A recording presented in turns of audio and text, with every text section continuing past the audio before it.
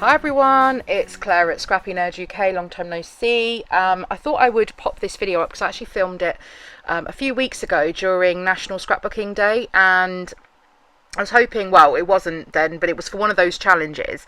And yeah, it was just a Disney layout that I created. So I've been busy behind the scenes with bits and bobs for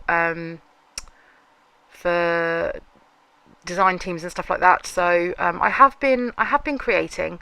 I just haven't really had much chance to film and edit and stuff. It's the editing that takes a lot of time to do. So, but anyway, I filmed this one, and so I thought I'd pop it up. And it's probably one of my favourite layouts that I've created recently. So I'm going with a multi-photo, and this is something that I'm doing more and more of now as well, because I find that I always used to kind of only do one photo layouts, but my albums are just getting very chunky, so I'm trying to incorporate a few photos per layout. Doesn't mean to say, I mean, I still do a single photo layout, but sometimes I am now making a conscious effort of actually including 2, 3, 4, 5, 6, who knows, photos per layout. So 3 on this one. They were all taken at the same time in Hollywood Studios in Florida. This was from our last trip in 2019, and we haven't booked back since COVID, so hopefully later this year, but we're having to play that by ear at the moment.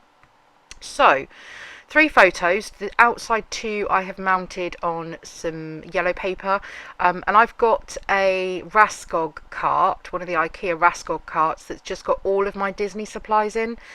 So I just wheel that over to my desk when I'm scrapbooking Disney, and it's all together. I used to keep them in the iris containers, I think that's what they're called, the ones where you can put your 12 by 12 paper in and your embellishments on top, but I just far outgrew those, and so now they live in a Raskog, and it works a lot better because it means that I can just wheel it over when I'm ready to scrapbook one of the millions of Disney photos that I've got.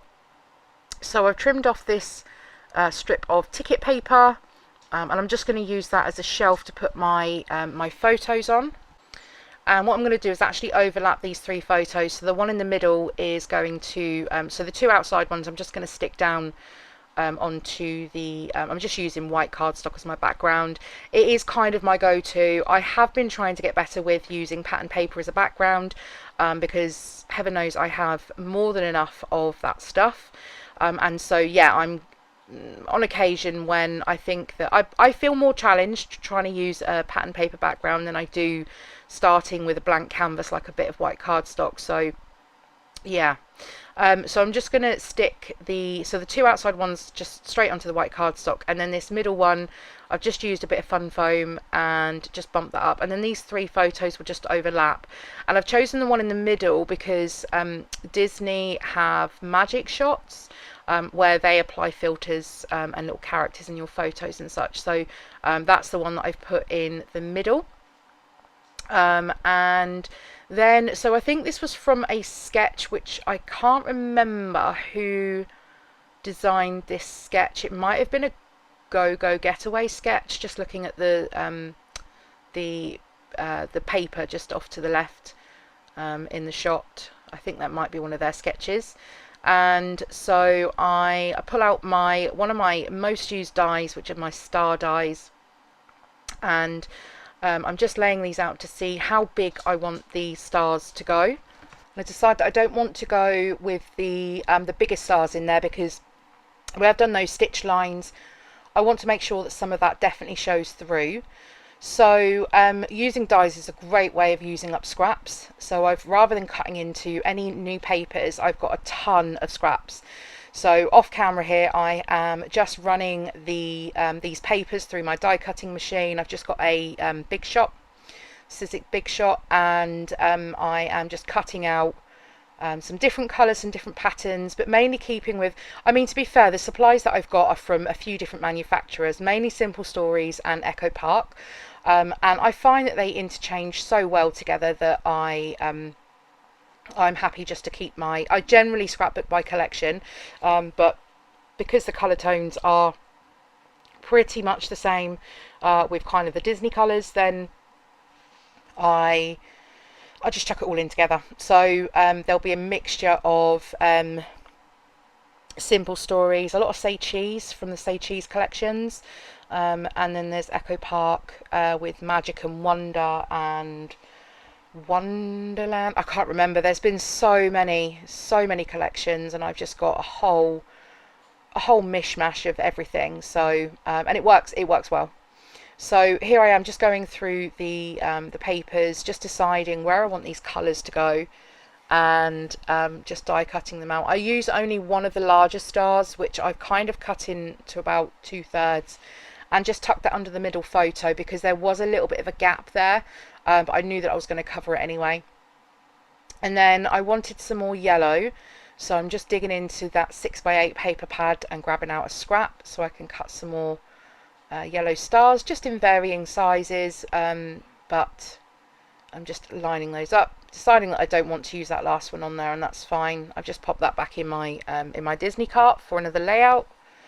And then I think actually I was incorporating several challenges into one layout, which is what I tend to do on National Scrapbooking Weekend, purely because there's so many challenges out there that if you did a layout for every single challenge that you wanted to enter, I don't think there'd be enough hours in order to do that. So quite often companies that are running challenges are happy for you to combine across different challenges from other places. So I think this challenge was also for Bramble Fox, potentially, and I think it was to incorporate circles. I think it was a maybe a tic-tac-toe or a recipe challenge. It was one of them, and so I had that paper with all of those viewfinders. I think that's what they're called, or I'm not sure what the little cartridge thing is, but I think it goes into a viewfinder, and I had a paper, or certainly a strip, with a load of those on. So I cut them,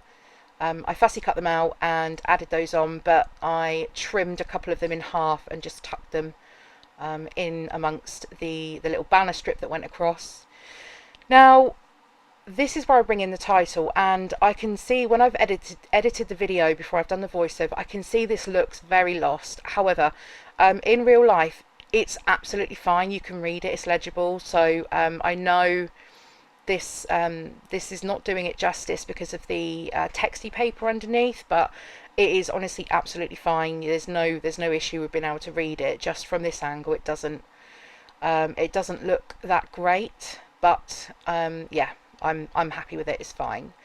And so those little pieces there, they're actually from Bramble Fox, which I will leave linked down below for you if you want to go ahead and take a look and support our small scrappy businesses. They offer acrylic perspectives. They call them perspectives. They're like acrylic embellishments. So yeah, be sure to go and check them out. I don't think they do these anymore, but there's tons of other stuff on there. So yeah, I've just got this little Mickey head and this cute mini bow, and I'm just peeling off the protective sheet from the back of the acrylic, and just using this is a bit risky. I'm using double-sided tape runner to stick them down. I haven't had a problem so far. I used to use glossy accents, but I find it so messy, and it just goes everywhere. So if I can use double-sided tape or a tape runner, then I much prefer to use that instead. So next up, I'm just going to go through my die cuts and take a look at what I want to include. Now, because we're holding a clapperboard in the photo, I thought that would be perfect to include on this. So I'm just moving that little viewfinder die cut, or not die cut, the viewfinder piece down so I can, because it's going to get lost otherwise, and then just using some foam dots to pop this clapperboard up a little bit, and that's going to sit on the that shelf as well. I thought I couldn't not include it since it worked perfect for the photos, and I was thinking maybe to include a second one, but I thought I was kind of pushing my luck with that, so I stepped away and that went back in the pile. Now, in terms of embellishments for my Disney stuff, I've got open packets and packets of different embellishments, and I also have unopened packets of different embellishments. And what I tend to do is I go through all of the opened ones first, just have a sift through, and then if I think that I might want something else, I'll have a look at the unopened packs. But I try to leave those alone for the minute because I need to get through some of the ones that I've dragged out of the packets. And then the final thing really I do on here is I'm using these clear stickers, which I think are from Simple Stories, from one of the Say Cheese collections. And I use a couple of the wordy strips, and I make these go vertically up where I've put that faux stitching. So I've kind of put one to the left of that middle line and one to the right, and I was trying to bring another one in, but it just wasn't working. And then just some final touches with these little enamel dots, these little enamel stars, just to finish off with a few sprinkly bits. So I hope you've enjoyed watching along with today's process video. I hope to be back with many more for you. Not so long a gap for the next one, I promise. And yeah, if you've enjoyed the video, as always, give it a thumbs up, subscribe if you're new here, hit that bell notification so you know when I next upload. Oh, and I just want to say a special thank you to all of my Patreons that support me over there, and details for that will be left in the description box down below, and I'll see you all again next time.